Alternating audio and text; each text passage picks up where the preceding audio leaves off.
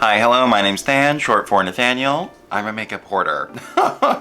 And I've been holding on to this Dior makeup for a while. So I've really been putting this one off. It's the Forever Skin Glow, the new version. I mentioned this when I reviewed the matte version as well, that I don't know, when I saw everyone else's negative reviews, I was just influenced. And I don't know, I just got over it. I was like, oh, I don't even want to review this anymore. I can't return it. So now I've just been like dragging it on and on and on and on and on. And I finally reviewed the matte one like a couple months ago or something, or last month, I don't know, whatever. I got the Blue Velvet Quad, or Quint, sorry. God, they couldn't have just made it 4 shades like everybody else. But here it is. Very pretty. Haven't used this much. I don't know why. I just haven't been, I guess like I was a little disappointed when I first got it. Like, I don't know. I also have their denim quad too from when these first kind of came out. And this, you know, this I don't really reach for either. I don't know what it is. And then 2 more things from their newest sort of Backstage collection. The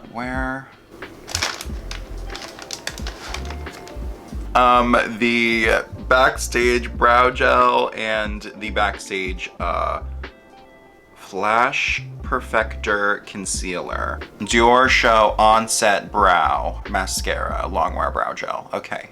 And I have the shade number 1 in the brow gel and 0CR in the concealer, which is the same shade that I have the Skin Glow foundation in. So should go together well, hopefully. And yeah, that's all I gotta say. My skin is pretty well prepped already. I used the brand new Good Light or the Eclipse Hyaluronic Cream. They did send this to me and it is so nice. Let me just do a little swatcheroo. Oh my god, honestly, it's gonna kill me to waste this swatching it on my hand, but for you, I'll do it. For you. Okay, so here it is. It's like literally the most perfect texture. It's rich, but it also like sinks in nice.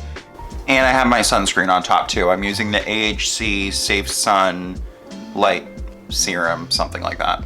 So I have 0CR in the Skin Glow and 0N in the matte.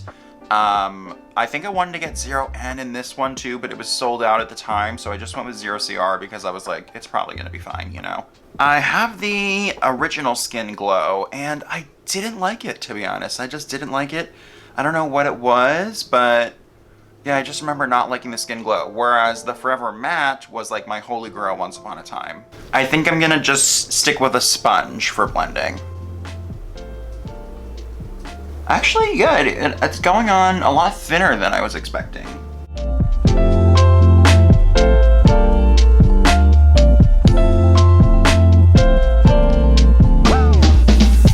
So here's one side. I would say it's definitely retaining the glow from my moisturizer. Okay, I'm gonna do another pump on the back of my hand for this side. I mean, I picked up some of it with the sponge, so the pump would probably go further with the brush. I mean, you know the deal. Maybe I'll try kind of applying first with my finger.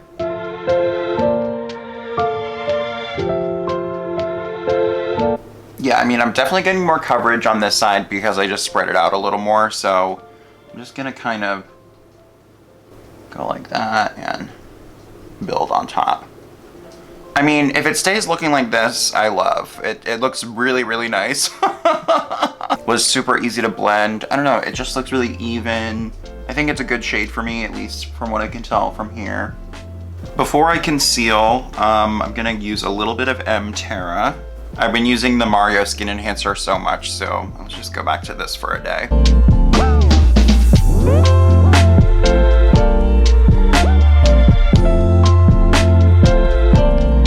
And we'll go underneath with the Rom&nd. Better than Shape Powder, and let's just use this Hermes brush. All right, now we can conceal. So again, it's shade 0CR. Here's what it looks like. Kind of the most interesting thing about this one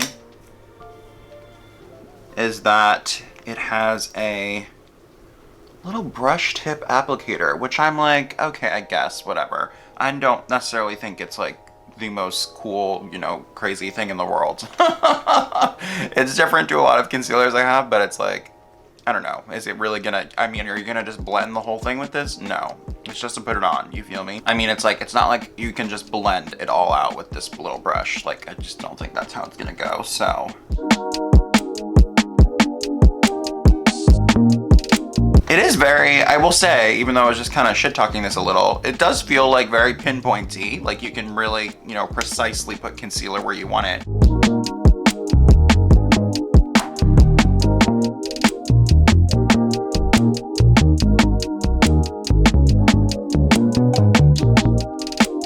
I mean, it's like decent amount of coverage, I guess. It's like medium.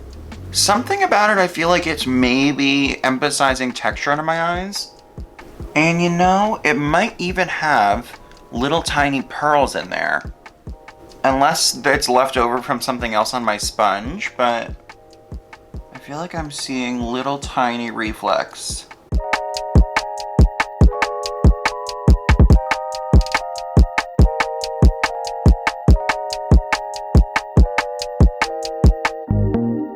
Gonna try tapping a little bit more just right here over this sort of red rosacea patch that pretty much was always, just always there.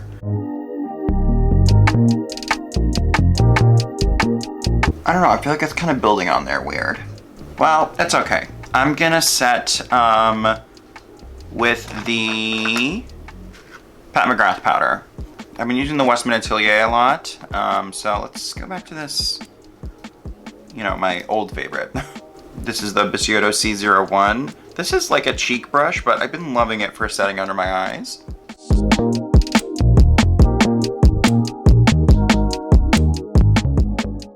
The creasing is really bothering me. It's the, you know, the vertical creases. Oh my god. So, Blue Velvet. There was a few other Quints released alongside this one. This one looked like the most interesting to me. There is supposedly a new formula in here. Again, the only other one I have of the Dior Quints is the denim.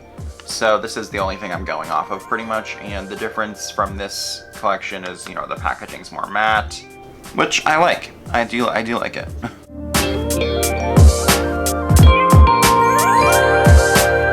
I'm gonna start off with the Sonia G Worker 3, and I'm gonna go into this light satin shade here.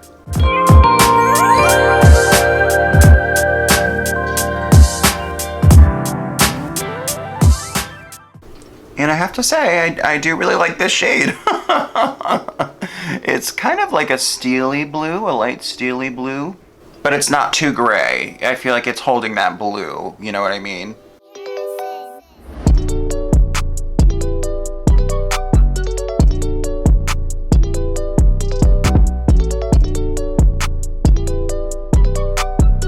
I'm gonna take my short-handled Bisyodo brush and go into the opposite blue to that satin. It's more of a matte.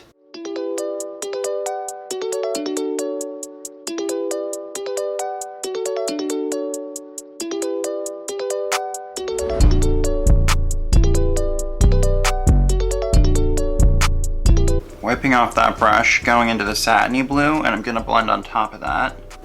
And bring it closer to the inner corner as well. Gonna take the darker matte blue, kind of lightly.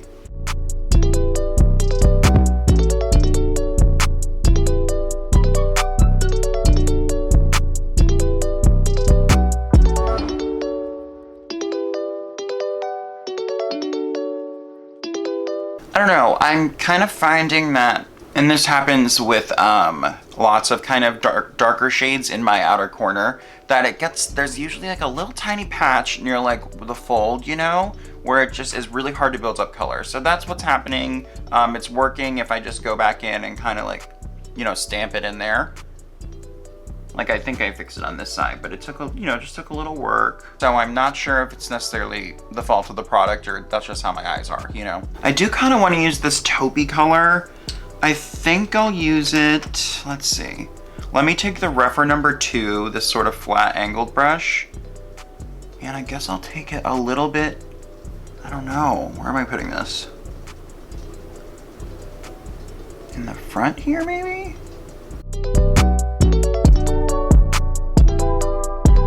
Yeah, just a little bit in the front like that. It's almost like a little bit of a purpley tone.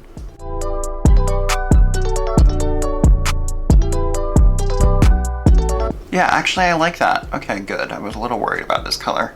And then I just want to see how this silver is, because I don't want to use it if it's going to be too... Oh no, okay. So this silvery color here can be sheared out. So I think it will work in the inner corner all right. I'm kind of shearing out the color on the back of my hand, like this. Or like this. And I'm just going to tap a little bit in the inner corner. Just a little.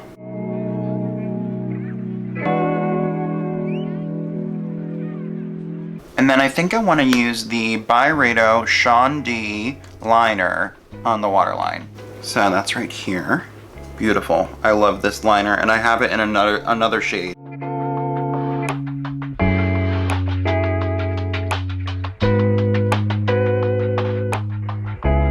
I think I just want to reinforce that first satiny shade.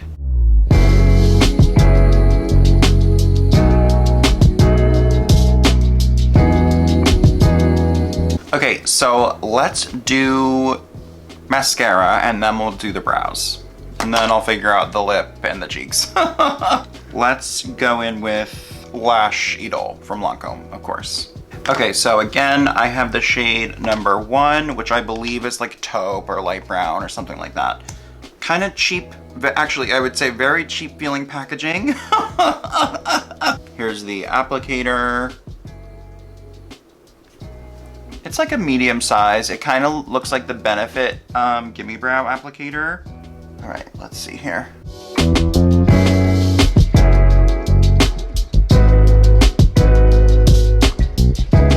I think it's a great color for me. It's a bit wetter than my favorite, the Charlotte Tilbury. And I think I like Charlotte's wand a little bit more because it's just so thin and just really easy to get into the hairs. This applicator's not bad though.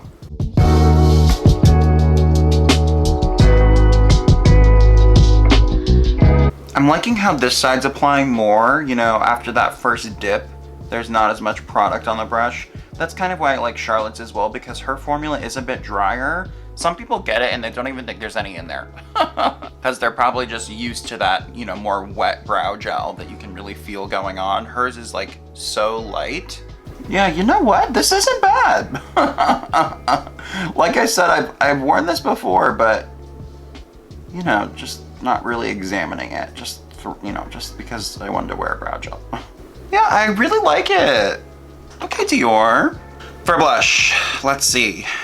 Lisa Eldridge Pink Soap. Now, I think I've already explained this blush situation a million times, but a lot of people had a problem with the packaging. They would squeeze it out, it would like numb when it come out, and then it would burst out the top, and this whole thing, it's not on her site anymore. Pretty sure it's either gonna be discontinued or maybe she's gonna revamp the packaging and the formula a little bit. The formula's fine. It's just, actually I really like the formula. It's just the packaging, but I was able to just squeeze out with minimal effort like this amount, and that might be because I've, you know, used these and played with these quite a bit, so maybe with less product in there, it's not gonna, you know, just explode. And I've been loving applying cream blushes lately with this BK Beauty 101 brush. I actually think I want to get a couple more of these just because I like it so much for foundation. This is like my favorite foundation brush, but I don't know, it's just great. So I'll put it on the back of my hand like this. This formula starts out kind of whipped and then it spreads out kind of like a thin cream like that. And then I'll take the brush and literally just kind of dip the whole thing in there.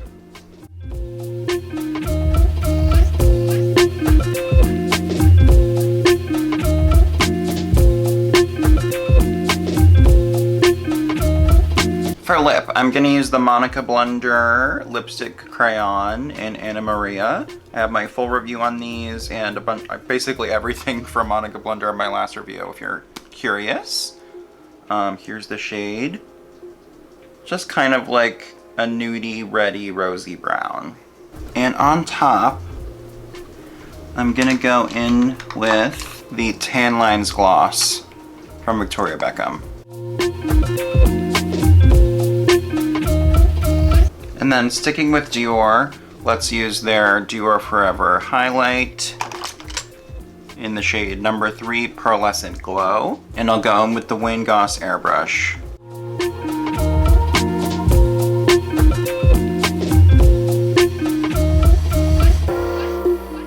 Okay, so let's zoom in and we'll go over my final thoughts.